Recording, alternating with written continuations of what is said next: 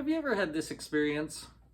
You buy concert tickets to see your favorite band and you get all excited about going and you end up, the day shows up and you go to the venue and you're listening to them play and you're just waiting for them to play your favorite song.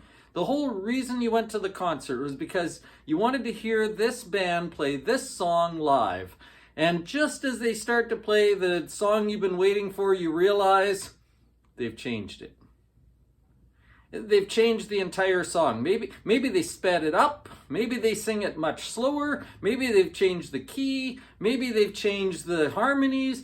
Whatever it is, you've been waiting to hear a certain song sung in a certain way, and then they do it in a different way, and you're mad.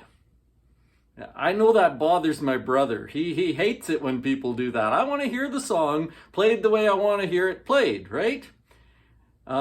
Even if the new song, even if the new version, the new arrangement is better, maybe even if that's the way the songwriter likes it more, we want to hear it the way we want to hear it. Because we like what's familiar. We like what we're used to. We like what we expect to see. Same thing happens with Scripture. We come to Scripture all the time with preconceived ideas. We come expecting to see certain things, and so that's what we see. We come expecting to hear certain lessons, and so those are the lessons that we hear. And when we hear those lessons, we think, that's exactly right. That's exactly what that passage means. That's what I'm supposed to hear, because it sounds familiar. And then anytime someone takes something that we think is familiar and comes up with a different idea, or maybe even tells us that what we've been teaching isn't quite correct, it sounds wrong, even if it's right. I have a really good example of that this week. The example we're going to use from Scripture is the story of Jonah. We won't have time to read all 4 chapters of Jonah, so if you like reading ahead, I'd really encourage you to go read the book of Jonah and just read that whole story together in one piece so that you know what we're going to talk about. Because we've used Jonah in a certain way over the years, and I think maybe we've misunderstood it.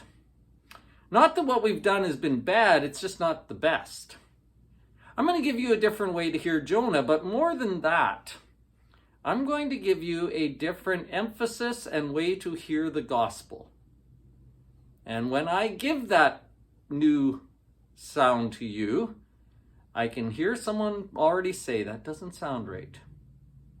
To me, even, it doesn't sound right because it's not familiar, but I guarantee you, it's better than the way we've seen it before. The sermon is called, Tell This Story. I'm going to give you a story you can share with others that will tell the gospel in a much better way. That's Sunday. In our Bible study, we're in 1 Samuel chapter 14.